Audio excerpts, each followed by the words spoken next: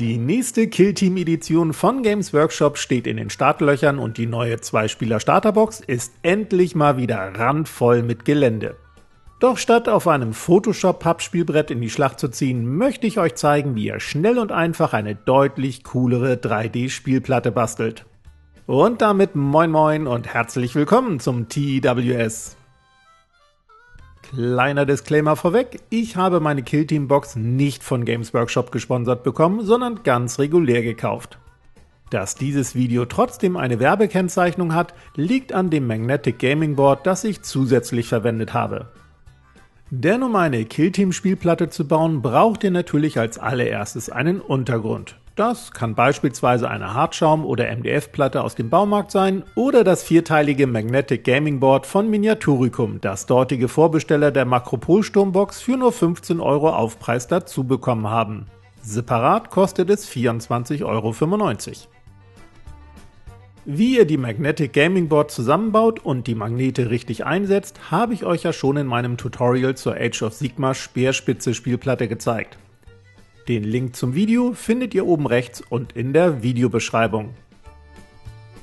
Zusätzlich braucht ihr dünne Korkplatten, die ihr in Bastelläden als Trittschalldämmung in Baumärkten oder auch bei Miniaturicum bekommt.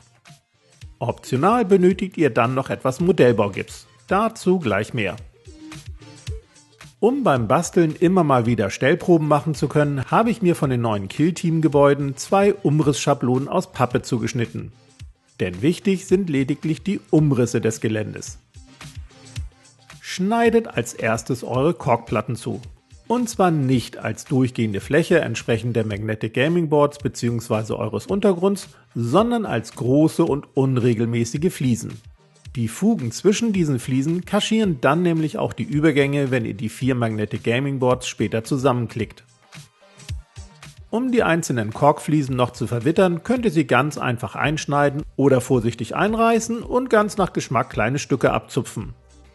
Übrigens muss das alles gar nicht so genau sein, da ihr überstehendes Kork nach dem Aufkleben ganz einfach abschneiden könnt.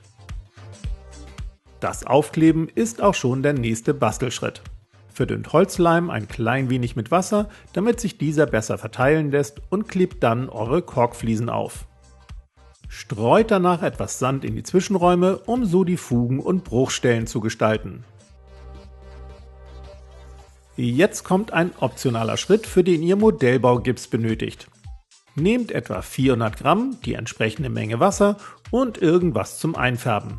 Ich hatte noch schwarze Pigmente zur Hand, ihr könnt aber auch ganz einfach schwarze Farbe nehmen.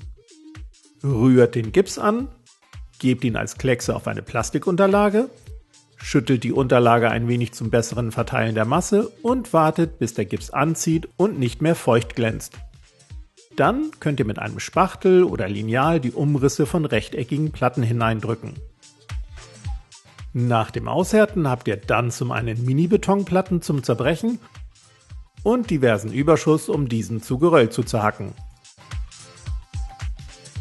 Die Mini-Betonplatten könnt ihr nun von Hand zerbrechen und als Basis für größere Schutthaufen aufkleben. 2 bis 3 Schutthaufen pro Magnetic Gaming Board genügen, schließlich soll das Gelände später ja noch ausreichend Platz haben. Checkt die Ausmaße und Abstände eurer Schutthaufen am besten mit den Pappschablonen der Killteam-Gebäude. Tupft anschließend verdünnten Leim auf und streut zunächst etwas Plattengeröll, dann ein paar Korkbrösel und abschließend noch Sand und Steinchen hinein.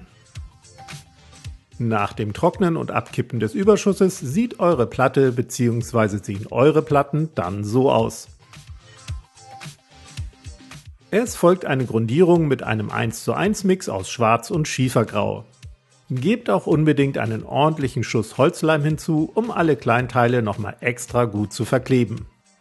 Mischt euch zusätzlich noch einige Farbtöne zum Nass in Nass hineintupfen an. Und zwar ein dunkles Braun, ein Blau und ein Rot, in das ihr jeweils noch einen Klecks von eurer Grundfarbe gebt. Tragt zunächst die Grundierung auf, um dann die anderen Farbtöne hineinzutupfen und miteinander zu verblenden. Das Blau und Rot sind sicherlich ungewöhnlich, aber solche Farbschleier sorgen später für eine deutlich interessantere Optik. Denn nur Grau- und Brauntöne wären auf so einer großen Fläche etwas langweilig. Noch ein Tipp: Lasst in die nasse Farbe hier und da noch ein paar Prisen Sand rieseln, um den Schutthaufen und Korkfliesen etwas mehr Struktur zu verleihen. Überprüft dann nach dem Trocknen, ob auch alle Vertiefungen Farbe abbekommen haben und helft im Zweifelsfall mit etwas Grundierung oder einem braunen oder schwarzen Wash nach. Etwas Wash hier und da auf den Schutthaufen sorgt dann auch für mehr Tiefe und zusätzliche Farbvarianten. Anschließend erfolgt ein Trockenbürsten mit einem 1:1 Mix aus dem Schiefergrau der Grundierung und einem Hellgrau. Die letzten Highlights werden dann mit dem puren Hellgrau aufgebürstet. Wenn ihr wollt, könnt ihr vorher noch mit dem Braun, Blau und Rot hier und da ganz leicht über ausgewählte Stellen bürsten, um so die Farbschleier zu verstärken. Aber das ist reine Geschmackssache.